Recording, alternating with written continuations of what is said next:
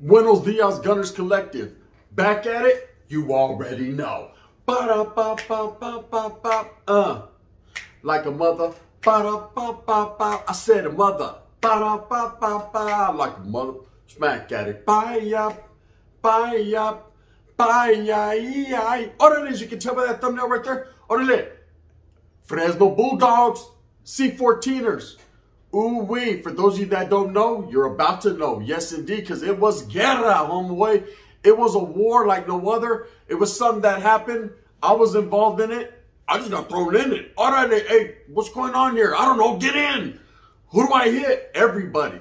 Now, trip out. Spend time at tira. In a menudo style, in a direct fashion, I'm going to tell you guys a war story, an old school story, something that actually and factually happened. Now, I tell you a lot about CYA because I did a lot of time in YA. See, I reflect back to, things that mattered to me in my life.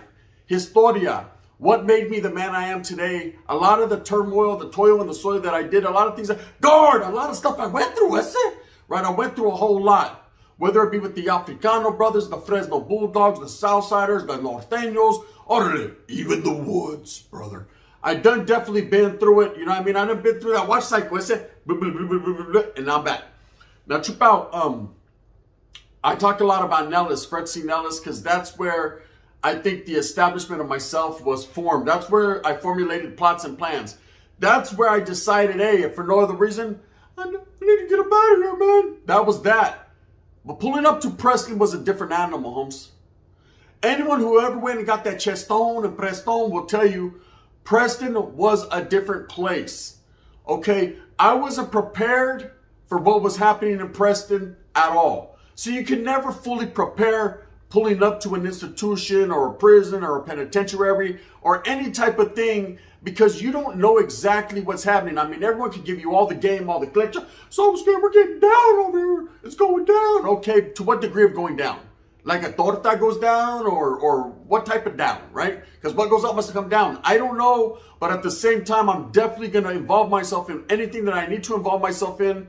But I'm going to have to know exactly to what degree of getting down we're getting down. Because I don't just want to be the puto on the poop butt, right? So anyways, I pull up to Prestone. And I remember that night. It was a cold night that night, right? And of course, I looked around and I seen the makeup of the institution was totally different from somewhere I'd gone. First of all, they took us upstairs, right, to Cedar. That was different. I hadn't been upstairs, anywhere in a minute. Because I'm used to these flat compas, just walk in, get off, and get out, right? So to walk upstairs somewhere and like, this is where I'm going to be staying? That's on la tira, this is different, right? I remember thinking that to myself. I also remember looking around and seeing the attitudes of the people looking back at me. The wards, because that's what we were called, wards, not inmates or convicts. We were called wards. We were wards of the state. I remember them looking at me and all eyes on me. Who's the skinny little ugly fucker, right? And I just remember looking around like, okay, yeah, you don't know, huh? Now you know, right?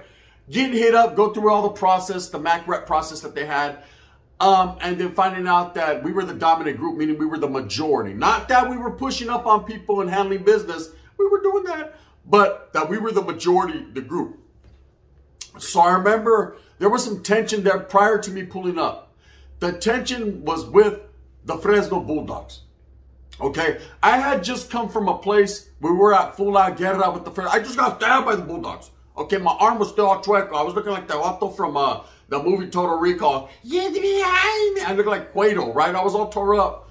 But I remember pulling up with the intentions and I still had my integrity, my pride. I just came from Nellis. I came from somewhere a lot of people hadn't been. I thought I was tough. I thought I was cool. I thought I was somebody, right? I was going to be quickly told I wasn't. And I was going to have to adapt to that. Conform to that reality that I was just like anyone else. That's why I am the way I am now. That's why when people are like, Gun, I love your channel, you're something else. No, I'm not something else. I'm brown and I'm just like you, bro. Let's proceed. Period. Guard, ain't that right? And that's just it. So anyways, I get there.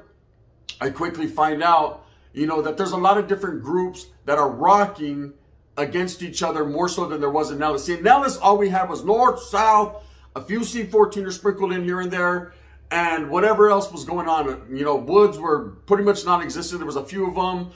There were some Bulldogs, but the Bulldogs, we had all got off, and they were in Taft, which was a lockdown unit. So you didn't see too much of too much. It was just north and south mainly, Crips and Bloods, and it was what it was, right? On pow. Now trip out. I get to Preston is different. See, not everybody's locked down. There's vatos wiggling from everywhere. I'm like, hey, trip out. You're from Songwell, right? Just gotta make sure. You know what? I think that there's a dog paw on his neck, eh? What are we supposed to do about that?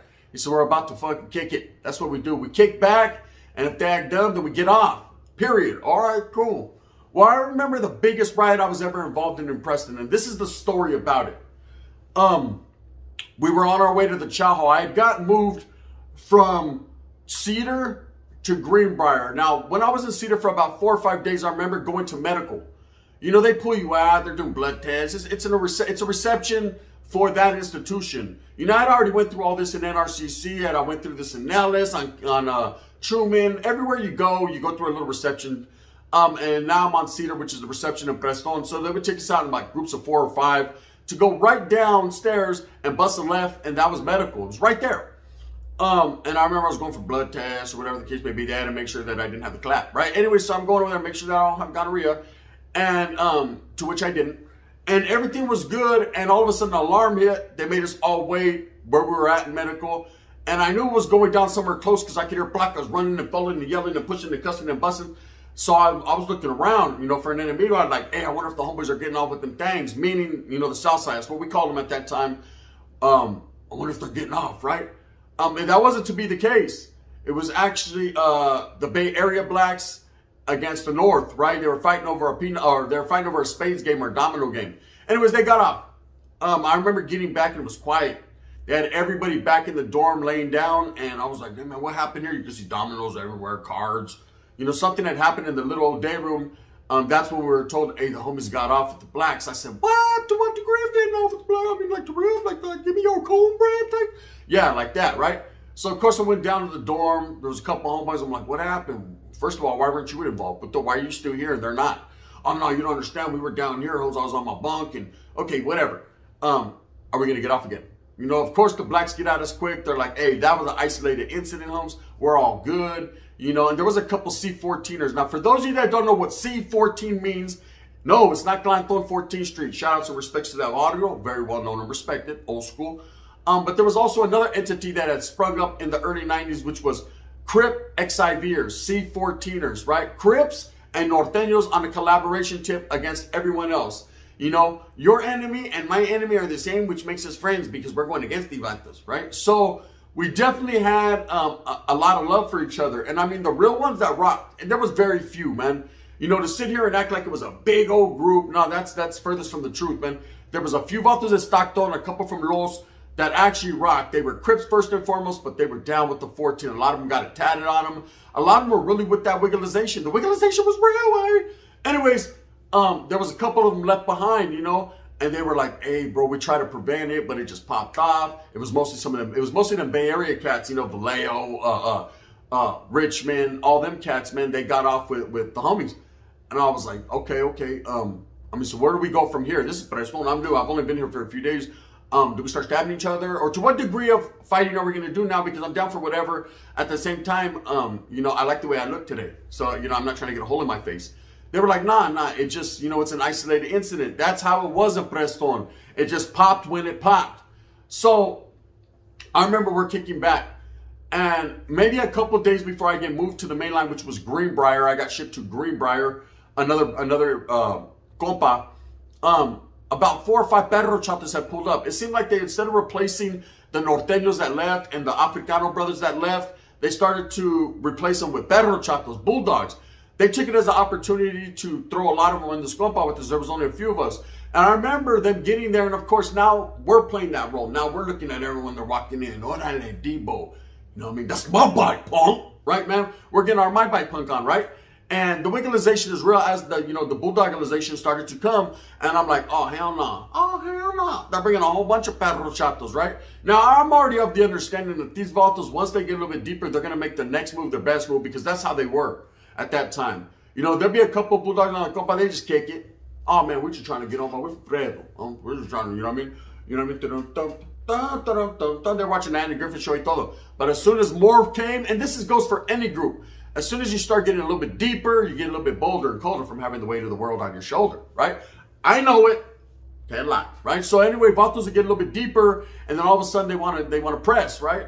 So they started to come, and I remember when they told me to roll up, I was leaving the Greenbrier. I was looking at a couple of my homeboys. My homeboy Lucky from Merced was there, and I was looking at him like, I know you need me, homie, but Spencer, you know, they're sending me over here to Greenbrier. He was like, don't leave me. I said, the boys are going to bite me in my ankles.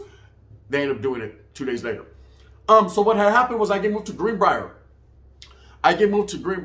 There's a lot of norteños. There's like 30 of us in this compa. A lot of the homies I had been in Nellis with. A lot of the homies that I had heard stories about. And just I met a lot of good righteous homeboys that day. And I remember they were like, damn, homie, you were in Nellis. So we're telling war stories. And you know, I'm throwing a little tapatio, a little crema on the taco. I mean, it is what it is. Everyone puts a little tapatio on it. Oh, no, and then they had a knife sticking out of my head. And I was trying to run. And, you know, I was trying to grab me. You know what I mean? I'm over here. And we're having fun with it, though. And I remember I went to school. They gave me horticulture class. Just a whole lot of things was happening. I was getting ingrained in Prestone living. I liked the get down. I liked the canalismo there, but what I liked even more was it had a penitentiary style feel to it. It was preparation for prison. You know, the boots. You know, most places you got to, like Nellis, other places, they didn't give you state boots. You got there and they gave you bubble gums. You know, they gave you Bob Barkers. You know, those with the big old thick rubber sole or jack flaps or whatever. The Bruce Lee's, you know what I mean? Guard, remember that? You remember. You gave to me, right? That's what we'd get. Prestone, they give you a pair of boots. Toma, get ready. The stabilization is about to be real. So you got your jacket, your state jeans, your boots, crease them up. You felt like you was in Tracy, I said back in the days in the 70s. So anyways, the mob is real.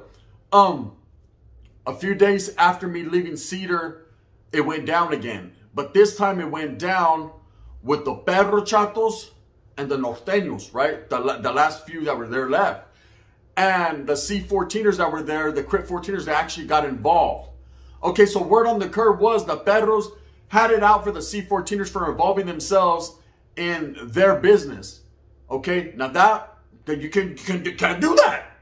You can't involve yourself in someone else's business. Only what they didn't understand was these Africano brothers actually were for the North. These vatos were actually homies. You know, at one point that's how they rocked. They cribs, but they were home. I don't know. Ask them whenever you run into them. There's a few in Stockton left. That's how they rocked, man. They backed our play to the fullest, and we backed theirs. So the word was out, you know, something was going to go down majorly between the Perros and the C14ers. But of course, you're not going to just go down with the C14ers. There was only a few of them left. I remember there was a homeboy, Little Man from TRG. He was claiming C14. To what degree of C14, I don't know. There was another homeboy named J-Rock. He was from Stockton. And then there was a couple homeboys from Sacra, right? So there was about 5 or 6 C14ers that I knew that were in that institution that were down. I remember J-Rock, we used to call him Slept Rock. He used to sleep people. He was a big old brother. I was like, this brother came from San Quentin. He's big, right? Orale Tookie. He was that big. He was a big old brother.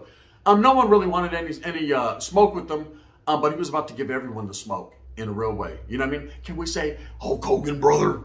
Body slam time. You know, about to like the junkyard dog. Trip out. So I remember the biggest melee or riot that I was ever involved in Prestone. We were actually heading to the gym. Now, anyone that ever been to the gym, it was a big dome. It looked like a big old dome, man. I remember that place, that was the biggest gymnasium I've ever seen in my life. Then it was like playing in the Oakland Coliseum, that's it, right? You'd get there and there was a top level and a bottom level. And the bottom level, of course, was the basketball courts. They had a whole bunch of weights down there. I remember they still had free weights and it was a trip, this place.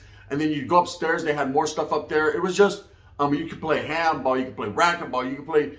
I mean, you very rarely got a trip to the gym. Your compa did because most of the time we were on lockdown and we were acting like assholes. But 99% of the time when you did go to the gym, you enjoyed yourself. They'd leave you in there for hours too. I remember they'd be like, hey, we're having a program in the gym for the next 3 hours. And every once in a while you'd see other compas coming in. And, you know, vatos would get off if you see your enemiga or whatever, you know, especially the South Side. That was one of their things. You know, one thing I could say about the Southsiders compared to anyone else, remember, as Norteños, we were all together. There wasn't really too much red on red. You know, every once in a while, I would see someone from the north side of Merced, and we'd talk it out or trip out a little bit. But it wasn't like to death do us part. Whereas with the Southside, it was different. If a Vato came in from 18, there was a Vato from Playboys, he'd get off. You know, and vice versa. They were more on barrio warfare and stuff that they had going on in the calles more than north and south than anything else. You know, that's just my experience at that time.